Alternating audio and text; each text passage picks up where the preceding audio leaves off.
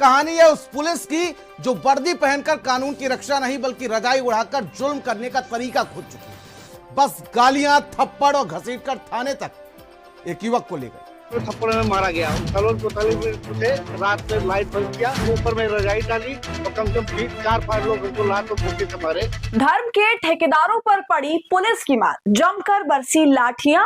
जी हाँ दोस्तों, ऐसा बहुत कम देखने के लिए मिलता है कि हिंदूवादी संगठन के उत्पात मचाने वाले फ्रिंज एलिमेंट्स पर ढंग से कोई कार्रवाई हो, उन पर रोक लगाई जाए, उन्हें सबक सिखाया जाए, उन्हें वही स्वाद चखाया जाए जो वो दूसरों के साथ करते हैं। तो पूरा मामला क्या है, भारतीय जनता पार्टी में खलबली कैसे मच गई है, विस्तार से आपको इस वीडियो में सब कुछ बताऊंगी, इसलिए आप हमारे साथ अंत तक बने रहिएगा। नमस्कार, आदाब, आप देख रहे हैं खबर अड्डा और मैं हूं आपके साथ सुम्बुली राम। दोस्तों, वीडियो शुरू करने से पहले एक छोटी सी अपील, आप हमारी आजाद पत्रकारिता को पसंद करते हैं और चाहते हैं कि हम ऐसे ही सत्ता से सवाल करते रहें, गोदी मीडिया का सच आपको बताते रहें, तो हमें आपसे आर्थिक सपोर्ट की जरूरत है। आप स्क्रीन पर दिए QR कोड या फिर UPI ID के जरिए हमारी मदद कर सकते हैं। दोस्तों, भगवा गमछा ओढ़कर या भगवा झंडा हाथ में लेकर देश में कुछ संगठनों की टोली है जो ये समझती है कि ये रंग अगर हमने धारण कर लिया तो फिर हमारा कोई बाल भी बांका नहीं कर सकता, कोई हमारा कुछ नहीं बिगाड़ सकता। और पुलिस को तो ये संगठन कुछ समझता ही नहीं है। ये रंग धारण करके इनके अंदर एक अलग ही कॉन्फिडेंस आ जाता है। देश भर को ये अपनी जागीर समझने लगते हैं, चाहे कोई कैसे हो, कोई मॉल हो, सड़क पर खड़े लोग हो, कोई दुकान ही हो, कोई ठेला हो, कोई अस्पताल हो। अगर आप भगवाधारी हैं तो आपके पास लाइसेंस है ऐसे किसी भी जगह पर उत्पात मचाने का। ये जो धारणा बनी हुई है दोस्तों, इन लोगों के खोखले दिमाग में बहुत ज्यादा बस गई है, जिसके तहत ये तमाम काम को अंजाम दे देते हैं। ऐसा क्यों हुआ है, कब से होने लगा है, इस पर मैं नहीं जाऊंगी, क्योंकि आप सभी जानते हैं कि 2014 के बाद से इस तरह के फ्रिंज एलिमेंट्स में काफी ज्यादा बढ़ोतरी आई है।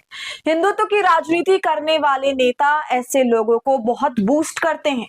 दोस्तों, बीते कुछ महीनों से बजरंग दल वालों का, विश्व हिंदू परिषद वालों का, करनी सेना वालों का उत्पात कुछ ज्यादा ही बढ़ गया। कभी ये लोग घर घर तलवार बांटते हैं, तो कभी हम हिंदू परिवारों को मजबूत कर रहे हैं ऐसा कहते हैं, कभी क्रिसमस के मौके पर देश में बवाल मचाते हैं, तोड़फोड़ करते हैं, तो कभी इनका संगठन कैफे में घुसकर मुस्लिम लड़के लड़कियों को, हिंदू लड़के लड़कियों को इतना पीटते हैं कि हाथ पैर टूट जाएं, और फिर कहते हैं कि लव जिहाद चल रहा था। और जब इन्हें दोस्तों पुलिस पकड़ने के लिए आती है तो ये फरार हो जाते हैं। तो ये हाल है फिलहाल। और अब इन लोगों की खबर आई है दोस्तों एक और रायबरेली से, जहां पुलिस ने इन संगठन वालों की क्लास लगाई। क्यों ऐसा हुआ, इसके लिए आप ये खबर देखिए। बजरंग दल के जिला संयोजक को पीटा, विरोध में धरना। दोस्तों, बजरंग दल के जो जिला संयोजक हैं, बजरंग दल के नेता ने पुलिस पर मारपीट का आरोप लगाया। वारंट पर गिरफ्तारी के बाद विश्व हिंदू परिषद और बजरंग दल का प्रदर्शन हो गया। ये खबर निकल कर आई रायबरेली से। तो दरअसल रायबरेली में आप विश्व हिंदू परिषद को भी जानते हैं, बजरंग दल को भी जानते हैं, मुझे बताने समझाने की बिल्कुल जरूरत नहीं है। लेकिन दोस्तों, ये बात भी हकीकत है कि एक वक्त आता है जब ये लोग हद पार कर देते हैं, तो फिर उसके खिलाफ इन पर कार्रवाई भी होती है। पिछले कुछ दिनों से आप देख रहे हैं, अभी यही हालात यहाँ पर थे, यहाँ पर पुलिस ने कार्रवाई कर दी। अब कार्रवाई हुई तो क्या हुआ, यूपी के रायबरेली में बजरंग दल के नेता की धुनाई हो गई। पुलिस पर धुलाई करने का आरोप लगा, बजरंग दल के जिला संयोजक की धुनाई कर दी गई और बदले में बजरंग दल और विश्व हिंदू परिषद के नेता इस कड़क जाड़े में खुले में धरने पर बैठ गए। दोस्तों, खबर के मुताबिक मैं आपको बताऊं कि सबसे पहले बजरंग दल और विश्व हिंदू परिषद वालों ने पुलिस पर यह आरोप लगाया कि पुलिस ने उनके साथ अभद्र व्यवहार किया, मारपीट कर थाने लेकर के गए। जबकि बजरंग दल वालों ने हंगामा इसलिए किया था क्योंकि इलाके में पशु तस्करी हो रही थी। समझ रहे हैं, पशु तस्करी की बात सामने ला दी गई एज ऑलवेज, और ये कह दिया गया कि इलाके की पुलिस लापरवाही कर रही है। जबकि दोस्तों, पुलिस ने असलियत बताई कि उन्हें इसलिए पकड़ा गया क्योंकि उनके ऊपर ऑलरेडी एक वारंट था और ये कोर्ट में भी हाजिर नहीं हो रहे थे।